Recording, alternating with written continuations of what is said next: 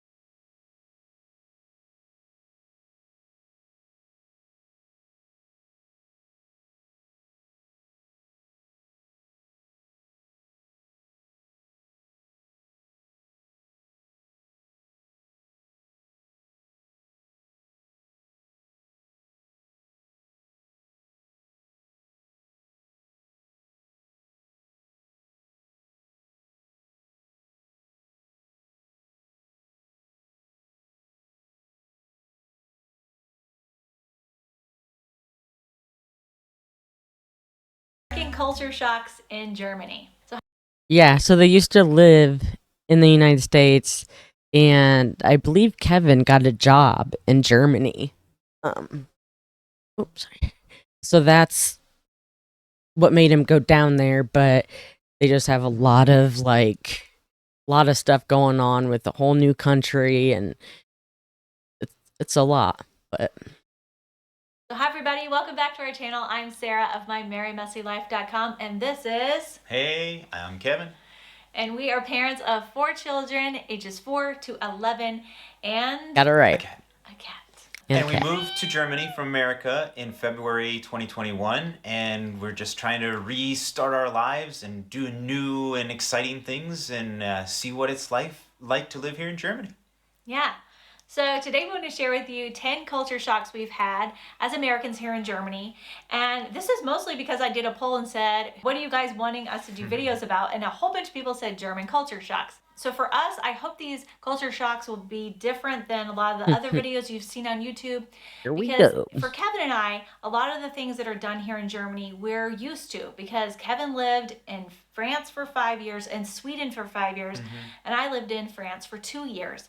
And So we knew a lot of the things about how ready. Europe, We're and ready for some of those things. Yeah. And I know that there are definitely cultural differences and everything else between the different countries in Europe, but there are things that are the same, like needing to know, the train and bus schedules, and, things in France are actually, there's a lot of similarities, like you got to be quiet. Yeah, that's one thing that I would have issues with is the train and bus schedule. I am not good at I'm not good at schedules. I hate schedules. When you're in public and quiet on the trains. And so some of the things that a lot of other Americans experience when they come to Germany or even other European countries is that when you go to the grocery store, you have to bring your own bags. You're not given any bags. You have to buy your bags. They're trying to save on plastic and be good for the environment. You go, guys. That's the right move. America needs to get on that. You don't get any plastic bags in the grocery stores. And in every store, you have to bag your own groceries as well. You don't get much customer service when you go to stores in France or Germany. I'm sure it's like that probably in a few other European countries, but it's just not they just kind of leave you alone, which I like. I'm kind of happy, like leave me alone and let me shop. So it just depends on your personality. There's no public restrooms generally in Europe. You've got to go to the downtown city center or the village center, in our case, to the Rathaus, and pay your 20 cents to I knew about that. So what I was gonna say was back here. We knew a lot of the things about. So some of the things that a lot of other Americans experience when you have to back. Okay, so for the grocery stores, bagging your own things, that is something America really, really, really needs to get on board with because it's a lot of waste. But also, Americans, a lot of Americans, I'm telling you, this has happened for a very, very long time, will keep those grocery bags and use them for like the little trash cans that you put beside the toilet in the bathroom, or just grab one to go outside and clean your car if you need to, whatever. But yeah, so that's definitely different. And then the quarter thing, I've never in my life seen anything like that besides at Aldi's, which is a German bought store and has a lot of German stuff in it. But they have the right idea with that, and I have no idea why we don't do it like this. That we hire so many people to come out and pick up carts, and it's like it's crazy. I don't know why we do stupid shit over here, but yeah. And then what was the other your own one? Groceries as well. You don't get much customer service when you go to stores in France. Yeah, I like that there's no customer service because then hopefully it keeps the prices of the food down, possibly. France or Germany. I'm sure it's like that probably in a few other European countries, but it's just not. They just kind of leave you alone, which I like. I'm kind of happy, like leave me alone and let me shop. So it just depends on your personality. There's no public restrooms generally in Europe. You've got to go to the downtown city center or the village center, in our case, to the Rathaus, and pay your 20 cents to use the restroom. Stores don't really offer public restrooms. You've got to plan ahead for going to the restroom before you go somewhere. Yeah, that's kind of how it is here. A lot of people are going having private restrooms. So those were not culture shocks for us. We knew all those things. We've lived those things before. So number one for us was the German school supplies. Yeah. It was, very daunting, just all of the words, Federmäppchen and all these different things. Federmäppchen. We're like, what is that? But then they need a fountain pen, and then they need these fine liners and colored pencils and watercolor paints and lots a of art compass and a ruler and all. Wait a minute. A compass and a ruler.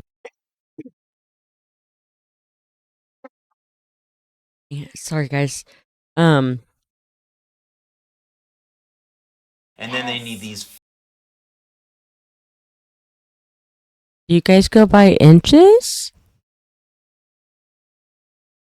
Surely not.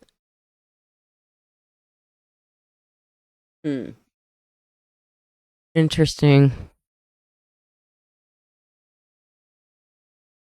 Fine liners and colored pencils and watercolor paints and a compass and a ruler and all the right lengths and all.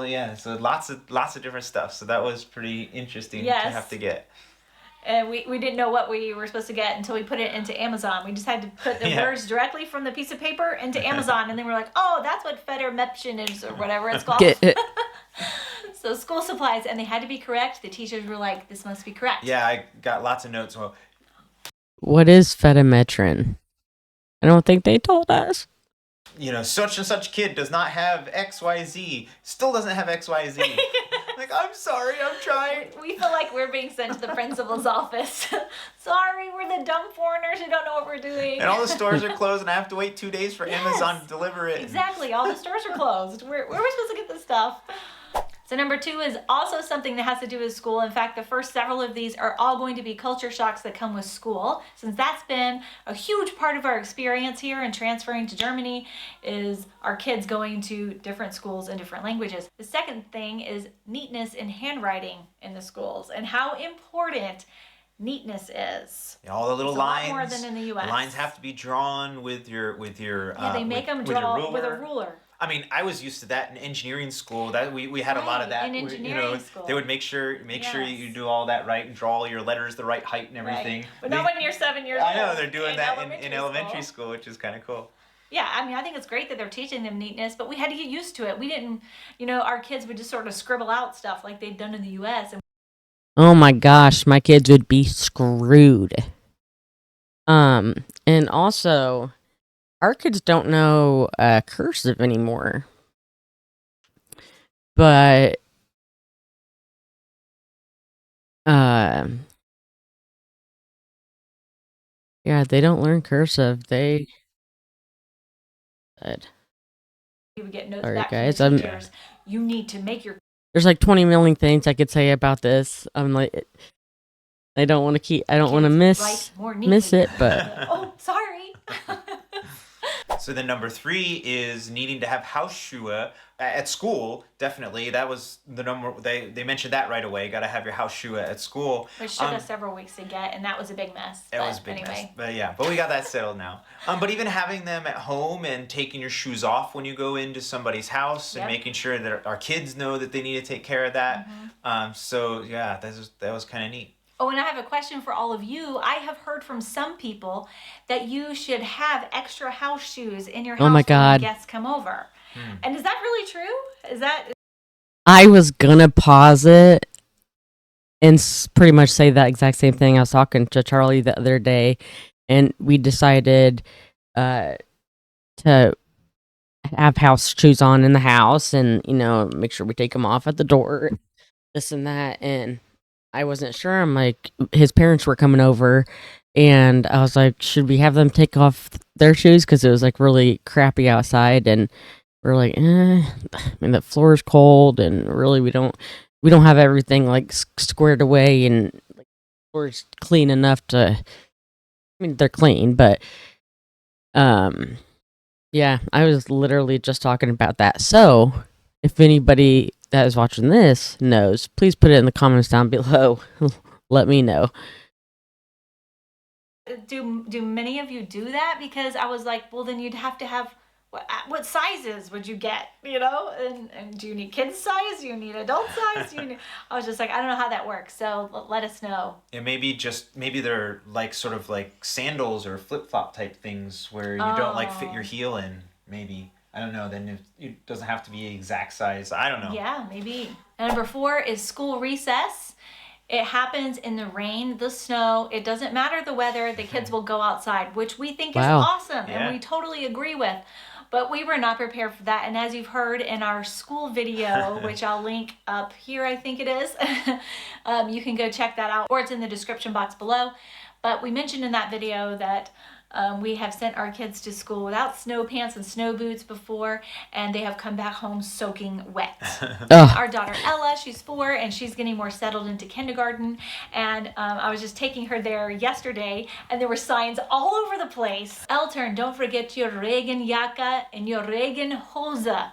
And I was like, oh crap, I didn't bring Ella's Regenhose. Ella does have a pair. We're good American parents trying to pretend like we're good Germans. We do have rain pants for Ella, but I didn't bring them that day, of course. And then I brought them yesterday, and they didn't go outside. So anyway, we got to know. Yeah, I've never heard, I've heard of rain pants, but man, I haven't seen people wear those in a really, really long time. But oh yeah, I was just thinking a couple days ago about like shoes, house shoes, and like outside shoes and whatever. My son, he has to have like his slippers for his inside, and then he has to have his outside shoes, his swimming shoes, his snowshoes. Like each thing is for something specifically. I was like, oh my god, that's too stinking cute. And then we got notes from the teacher. She must have a rain jacket. And then the teachers gave me very specific instructions on the type of backpack that Ella should have. It needs to be a kinder sized backpack, which is about this big, and it has to have a chest buckle because it's not good or safe for little children to be, without their back support. I totally agree with, but I wasn't used to that, so I had to make sure when I bought her backpack that it had a chest strap. So number 5 is Germans are serious about their bicycling. Right? In America, maybe kids might have a bike when they're young and they can ride around in the cul-de-sac. In the driveway. In the driveway. But here it's a way of life, and they're serious. Yeah. And at least it's more so in Bavaria, I've been told. Oh, really? So let us know, Germans. Is there a lot of bicycling for fun where you live too? In Bavaria, people bicycle all the time. They're everywhere all the time. I mean, one of my colleagues is saying it takes their 5 and 7-year-old kids on 30-kilometer long bike rides. 30 kilometers? Yeah. Are you exaggerating? No, I am not exaggerating. Oh That's my dead gosh. serious. 5 and 7-year-olds. 5 and 7. Yeah. And our other friends, 30 kilometers.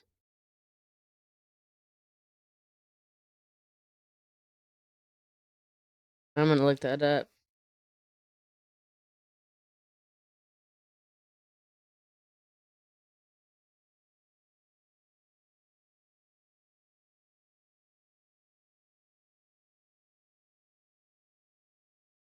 $18 miles, almost 19.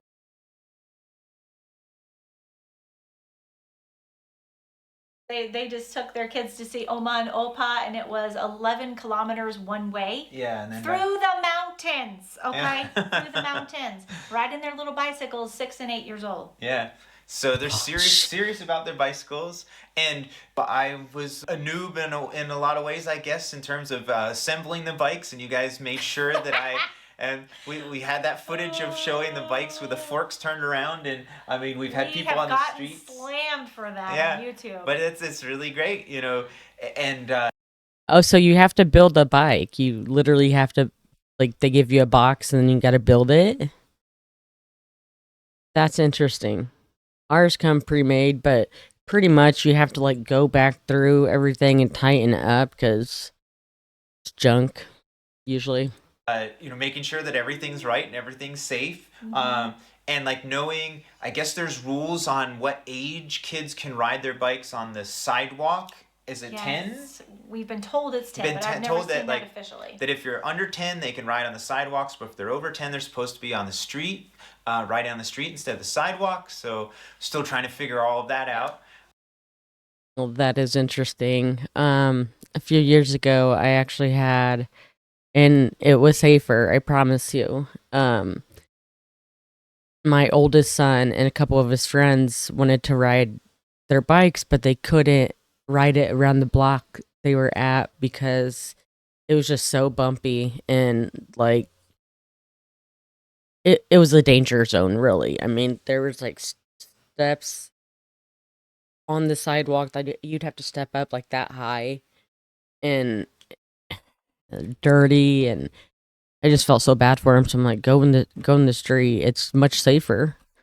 They're not gonna fall over and crack their head open on broken cement.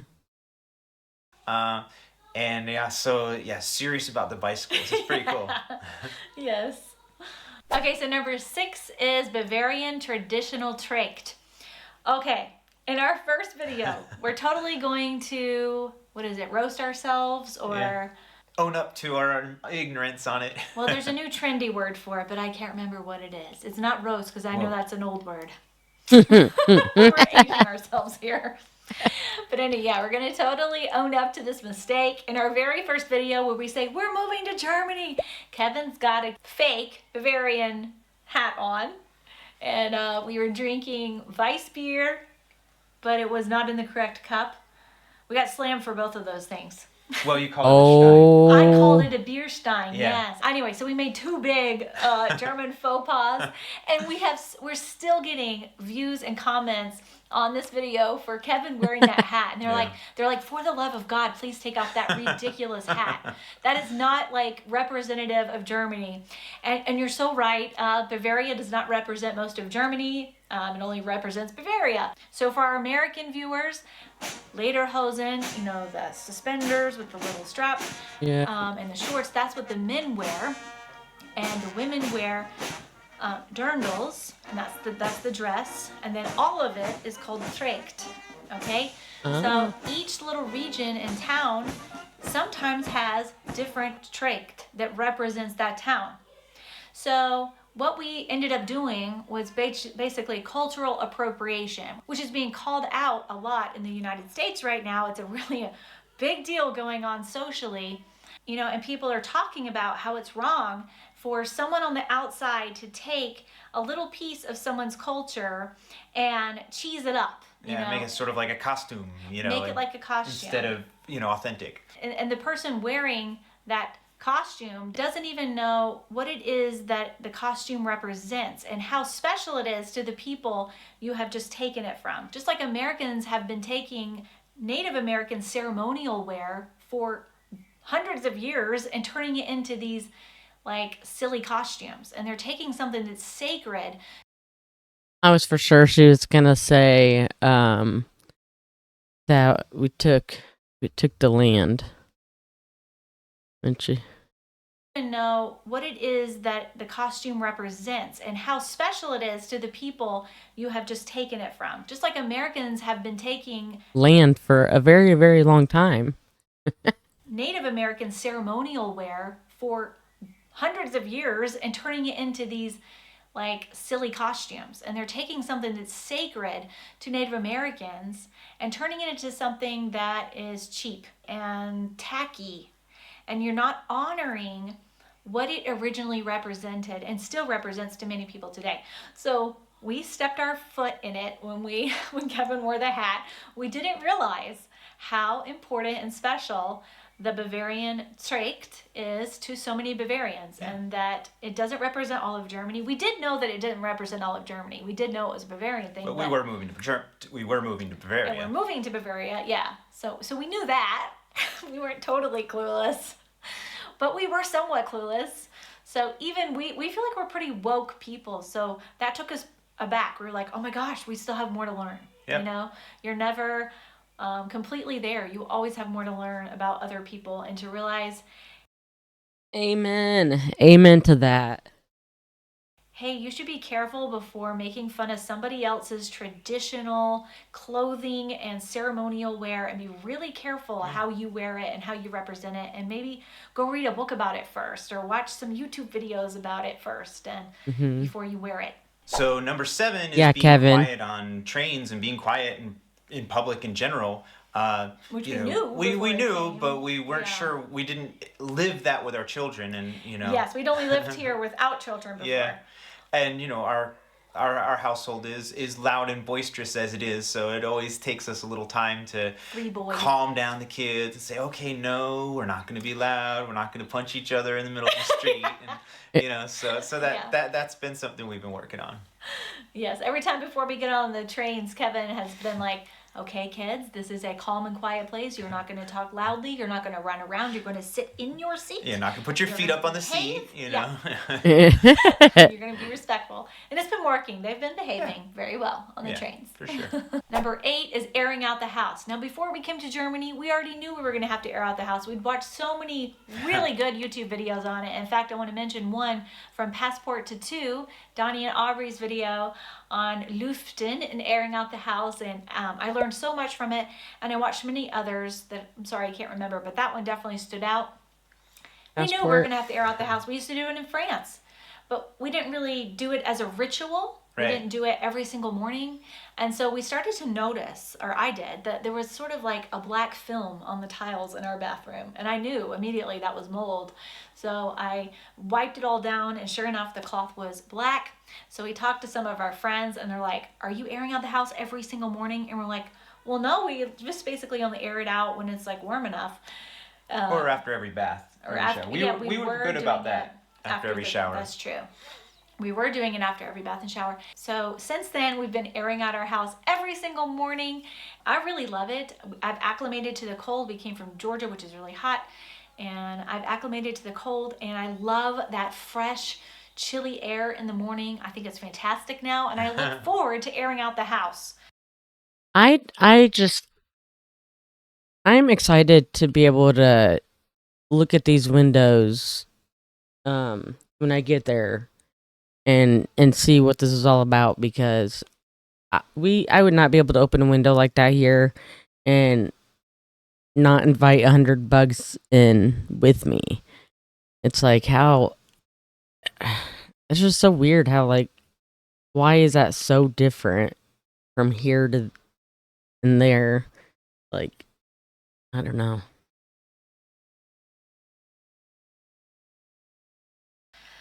In fact, Kevin comes behind me sometimes and shuts the doors because he thinks it's, or shuts the windows because he thinks it's. Well, we don't need to it's too leave it cold. open. No, it's not that it's too cold. It's that it's been open too long. We haven't turned the heating down. Anyway. Well, I do turn the heating down. Yeah. But maybe I do miss some now and again. Anyway, so airing out the house is serious business, and it must be done well. And we noticed in our video where we talk about having no dryer, I think it was the video 10 things we had in America but don't have in Germany. I said that we don't have a dryer here, and I'll link to that up here and down there. And it was so funny, the comments. I mean, I got massive amounts of comments about who has a dryer and who doesn't. And we did a poll later on, and it turns out about 40% of you do have a dryer. 60% did not have a dryer. And you all mentioned luften and airing out your house, and how you love to have your clothes airing outside, and how you just love fresh air. So I think that's really great. And number 9 is the opening hours for stores. Now, we did know, of course, that Sundays, basically everything is closed. All the bakeries, it's really nice. You can always go to the bakery on Sunday Bakeries morning. are still open here from 7 to 10 in the morning. Nice. Ending on holidays, too. So we knew that on Sunday you can't go to the grocery store, but it's been a lot more than that, at least here in our little small town. Every place seems to have a day of the week that's it's Ruhetag, it's Like Sunday. day of rest. That's not Sunday, and here it's Mittwoch on Wednesday. So basically every store is closed on Wednesdays. So it's closed on Sundays, closed on Wednesdays. At least the grocery store doesn't have a Ruhetag, at least. Oh, thank goodness. Thank goodness. Oh, gosh. But all the stores they are around here, they're closed on Wednesdays as well. And then they're often closed in the middle of the day. There might be, like, for lunch, they might be closed. Yes. And they might close at 2 in the afternoon. They might not be open very late in the afternoon. And then some of them are only open from 3 to 6 p.m. Yeah, right, or whatever. You just never know. You never and know. There's been several stores we've gone to, and you just show up to, and there's a little note, handwritten note on the door. Closed today. We'll be opening tomorrow at such and such a time. It's So very charming. quaint. Yeah, It's like it's awesome. Yeah, it's so cute. And then last but not least, number 10, all products, of course, are in German, as they should be. But that was a big culture shock for me at first, which it may not sound like that would be a culture shock. So what I found is that when I go to the store, it takes me a lot longer to buy things because I have to get out my German Translate app and try to understand some of the things. Like, it took me a while to understand what Backpulver is and how that's different from natron. For baking, that's baking powder and baking soda.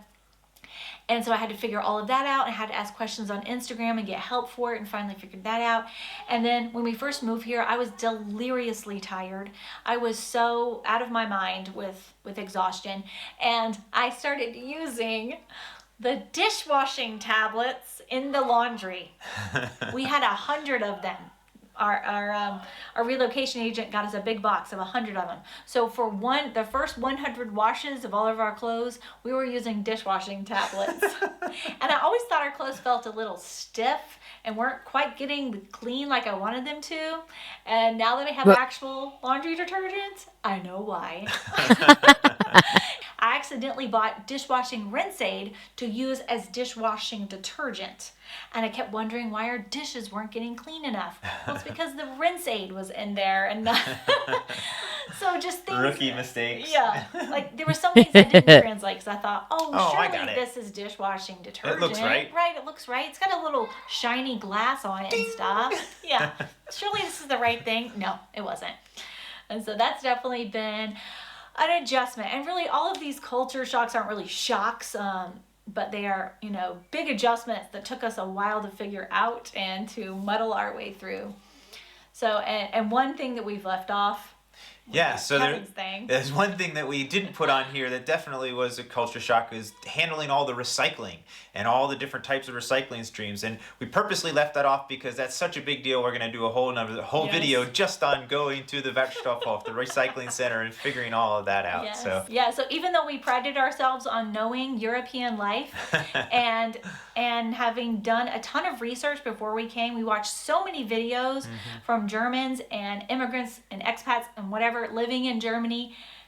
And I feel like I knew so much before I came, but to live it yeah. and to walk through it was totally different. Yeah. And there's very few videos, if any, that I've seen on YouTube about adjusting to the school changes, except maybe from my friend Antoinette Emily, the New Zealander who lives in Germany. She does have some stuff about the differences of school, and I watched all of her videos on that. And if you want more help, you should go to her channel too.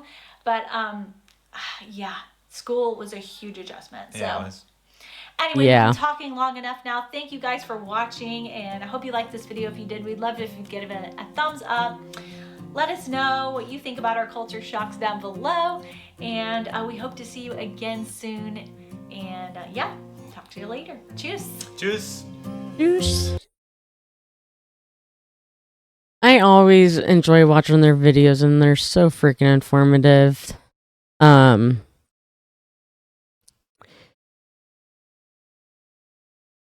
What one? The biggest culture shock I would say I would have had is probably be the school for sure. But being able to interact and talk with the people there and understand everything and not feel so stupid. But yeah, awesome video. If you guys enjoyed it, I would really appreciate it if you give it a thumbs up and subscribe so you don't miss out on any more videos. I appreciate you watching, and I'll see you in the next video. Bye, guys.